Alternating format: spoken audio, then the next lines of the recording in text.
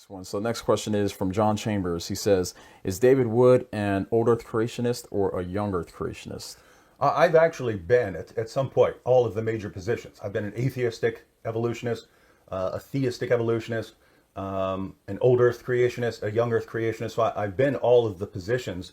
And now I'm kind of to the point because, I've adopted positions in the past and then, not been as confident later in the position, that I kind of don't take a position unless, the position reaches some threshold of this is why this position is so vastly superior to these other positions that I can't even consider these. I consider I adhere to this one and not to any of the rest of these.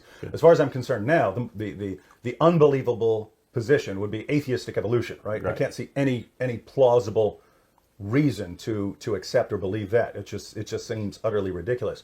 But in terms of other views, I think in terms of more or less probable, right? Like, this has this level of probability, so maybe 60 to 70% for this worldview, maybe, 15 to 20% of that worldview, and maybe someone could come along and give me more evidence that would change my confidence in that position, that might adjust the probabilities there. But so far for the past few years at least, I haven't had a position that I would say this is my position. It's kind of among the positions that are still available to Christians. I have various levels of confidence in them, and it's kind of where I don't want to take a stance unless I really go spend a couple years studying it, to look through all the evidence and say, okay, this is now my position. But I'm kind of busy dealing with like a lot of other issues.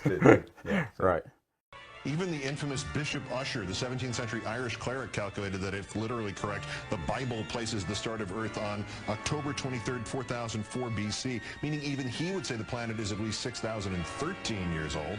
But this is better than that. Hey, look, if you want to believe the Earth is 6,000 years old, despite the evidence of civilizations in Mesopotamia 8,000 years ago, go to town, have fun. But don't pretend it's a fact. The way we know the Earth is actually billions of years old is because of the speed at which we can measure the radioactive decay of uranium.